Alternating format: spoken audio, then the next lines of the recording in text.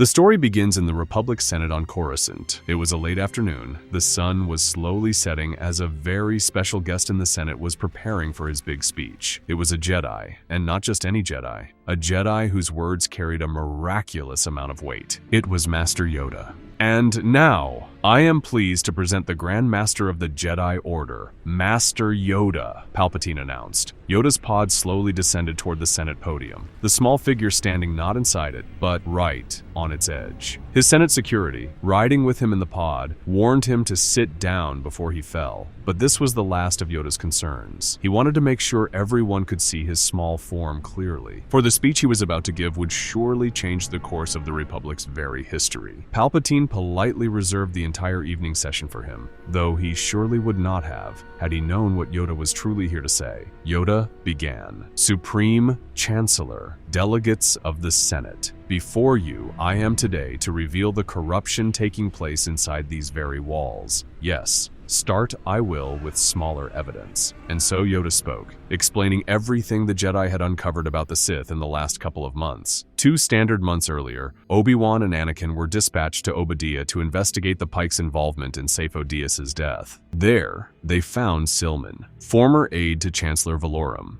Due to Count Dooku's carelessness, the Jedi were able to extract key information from Silman about the Sith conspiracy. Silman explained he saw Dooku dealing with the Pikes after Sifo Dyas's death, meaning Dooku had to be involved. He also revealed that Dooku was not the true leader of the CIS. There was another above him. From this, the Jedi realized Dooku was also behind the creation of the clone army. This was all part of a deliberate Sith plot. While they could not yet tell the Senate, they continued investigating in secret. Anakin recalled what Five said about the inhibitor chips, believing the Chancellor might be part of some dark conspiracy. The Jedi quietly recruited a few loyal clones from within the temple and removed their inhibitor chips. In doing so, they discovered the 150 contingency orders and confirmed that Dooku was not the Sith Master. The chips contained the name Sidious, and many orders could only be executed by the Supreme Chancellor himself. It was clear the Chancellor knew something and was not telling them. Acting on this, Anakin and Obi-Wan were ordered to follow Palpatine. While traveling from Coruscant to the remote mining world of Baldemnik, Palpatine met with Dooku, unaware that Anakin and Obi-Wan hid in the shadows, recording the meeting. Unfortunately, Palpatine was fully hooded, so they could not capture his face. They slipped out of the cave and reported back to the Jedi Council. From there, the Council decided Sidious was too dangerous. He could execute Order 66 at any moment, but arresting him immediately would cast the Jedi in a suspicious light and destabilize the Republic during wartime. Yoda told the Council they must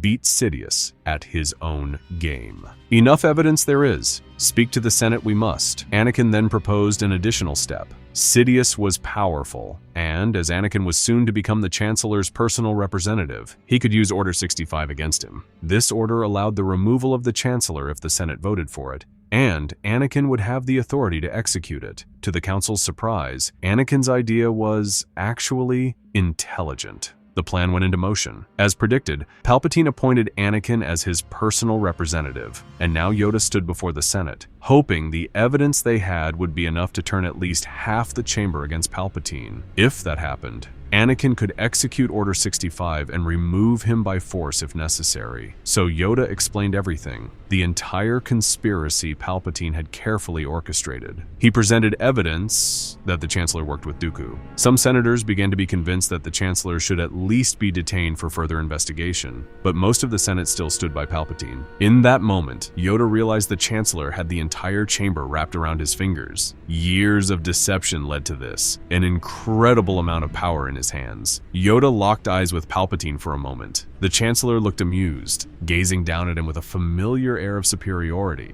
So Yoda decided to get to the heart of his evidence. He showed the recording from Baldemnik of Palpatine and Dooku together. But even this was not perfect proof. Not only could holo recordings be faked, but Palpatine's face was hidden beneath his hood. This could easily be denied. Yoda grew irritated. He asked the Senate if that was truly what they thought of the Jedi. Liars? The Jedi led the war for them, defended the Republic for years, For once in 1,000 years, Yoda asked, "Could you trust the Jedi?" The Senate chamber fell into cold silence. Then Yoda spoke again. "Let us vote now on the Chancellor's detainment." The vote was initiated. Yoda and Palpatine both waited in tense, awkward silence, each unconsciously resting a hand on their lightsaber. 3 minutes later, the results came. 57% of senators voted to temporarily remove the Chancellor for further investigation. Palpatine's expression twisted into a horrified, almost feral glare. There it is, Yoda thought. Sidious is showing his face. Suddenly, Palpatine roared, "I'm declaring martial law until these matters are fully resolved." Yoda shouted back, his voice higher and less calm than he intended. "Martial law can only be declared with the approval of the Jedi Council. Surrender!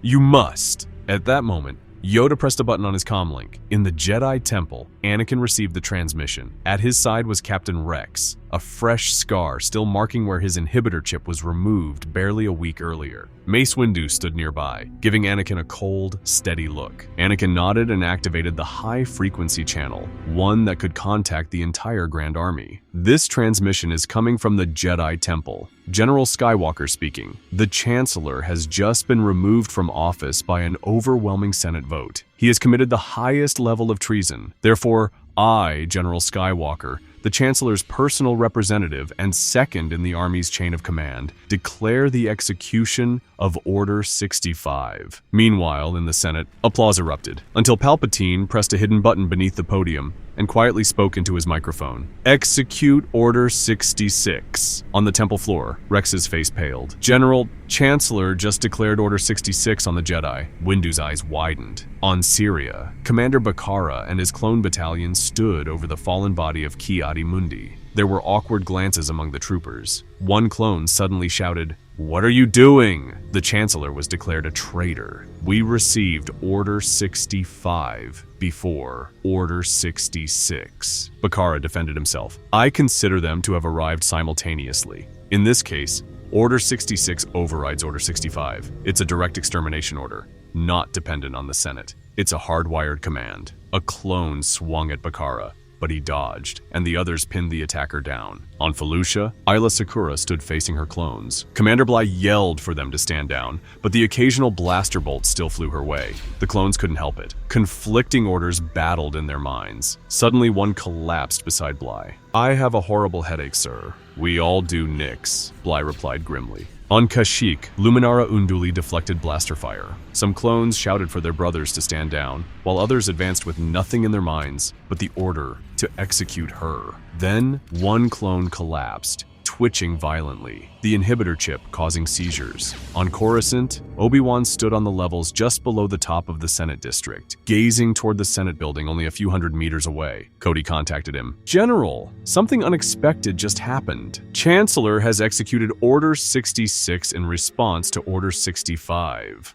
Obi-Wan's voice was tight. "Which order takes priority, Cody?" "Honestly, General, I have no idea," Cody replied. Clones of the 202nd and 501st Battalions all removed their inhibitor chips. They were ready for anything, staying on Coruscant to arrest the Chancellor. Sadly, most clones across the galaxy weren't so fortunate. The Jedi had to keep this operation secret. They couldn't simply tell every clone battalion about the plot. Anakin felt bad for overriding the clones' free will, but it had to be done to stop Sidious. He didn't expect a counterattack like this, though. Around half of all battalions across the galaxy, such as Depa Balabas, Oppo Rancises, and Coleman Kekages, sprang into action. The Jedi received an emergency message confirming what most council members already knew too well. The Chancellor anticipated the clones' betrayal. Every Jedi whose troops weren't hostile was ordered to return to Coruscant immediately. Many who survived the initial attacks managed to talk sense into their clones and jump to hyperspace, heading for the capital. The journeys were tense. No one could fully relax. Some clones snapped at random, lunging at Jedi with no warning. But for the most part, Jedi generals convinced their men they weren't traitors. Orders 65 and 66 still fought for dominance in the clones' minds, but the conflict made them easier to resist, each protocol partially canceling the other out. Back on Coruscant, Palpatine suddenly spotted Commander Fox far below, on the Senate chamber floor. Without warning, he leapt from the podium,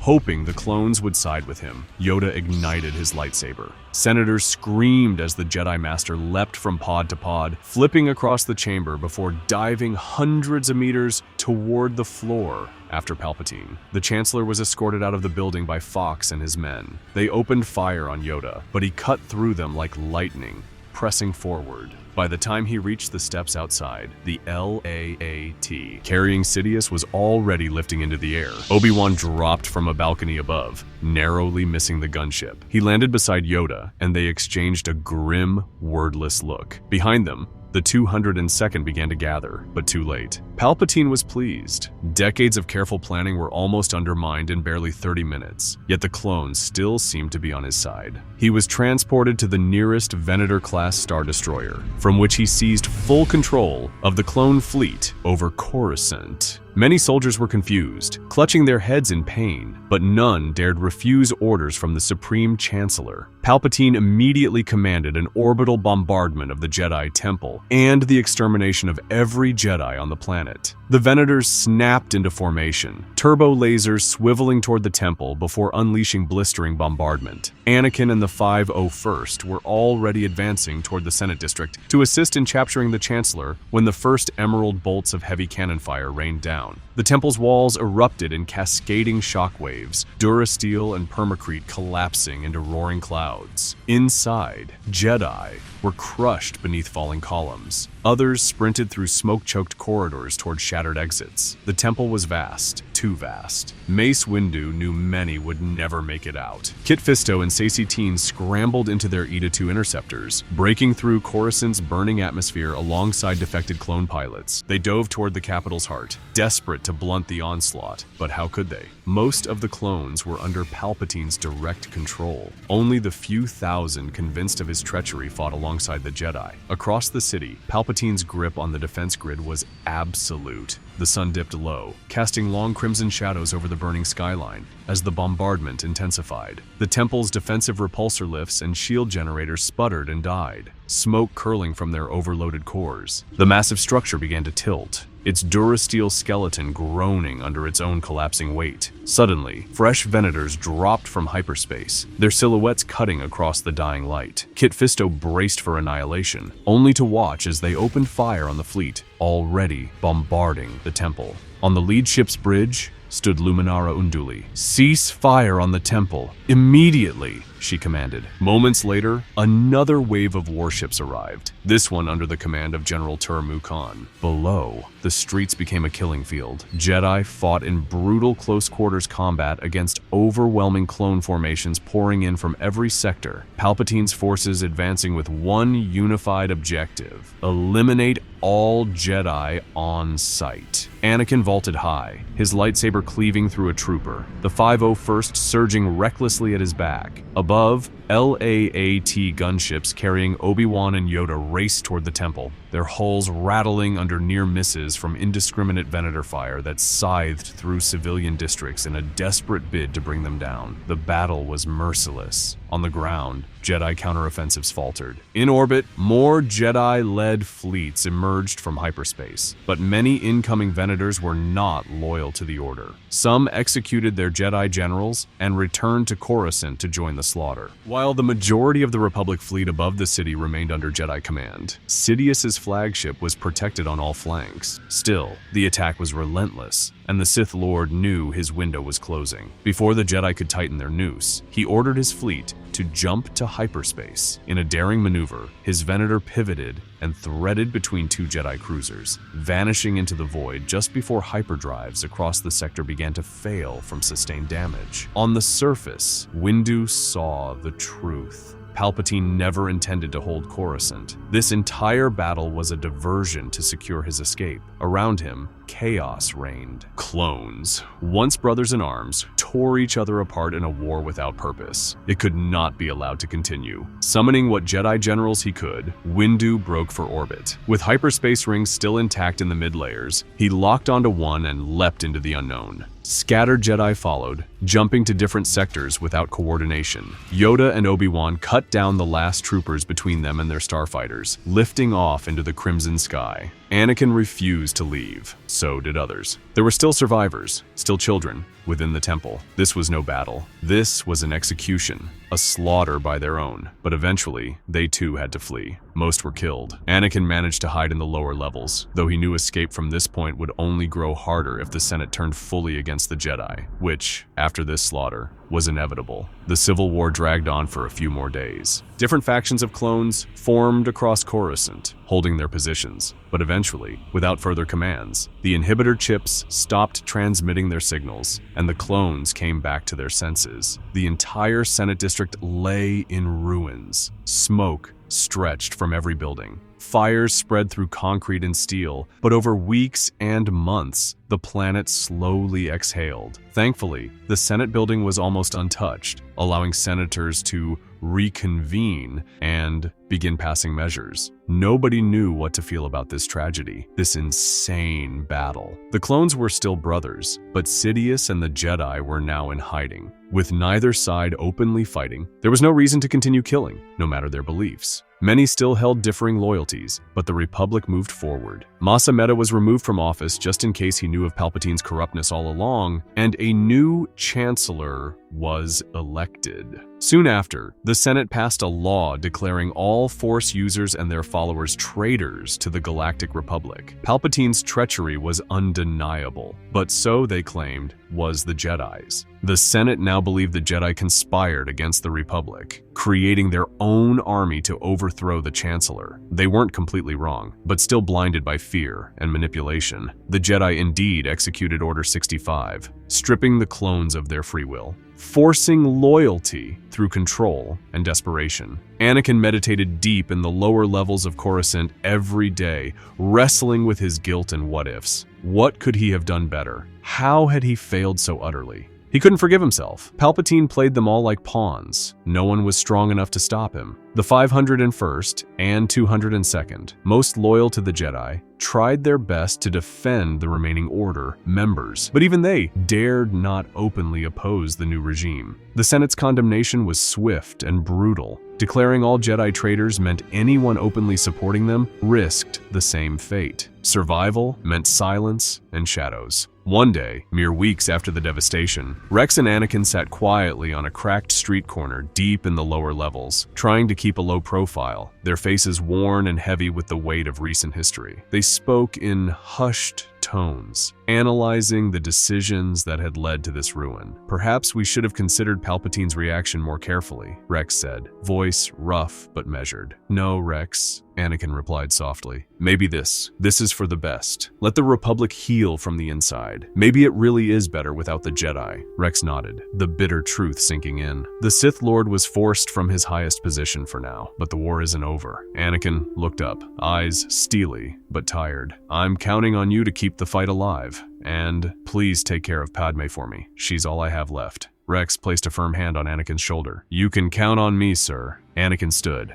nodding once to Rex. Then, without looking back, he began walking away into the sprawling shadows of the lower city. Rex watched him go, knowing their paths would cross again, inevitably. But for now, the war still raged, and it was a war the galaxy would have to fight without the Jedi. Somewhere, far from the corrupt heart of the Republic, Anakin vowed to find the remaining Jedi survivors, to rebuild the Order anew, stronger, wiser, and hidden from the forces that had nearly destroyed them all. The galaxy had fallen into darkness, but hope, as fragile and flickering as it was, remained.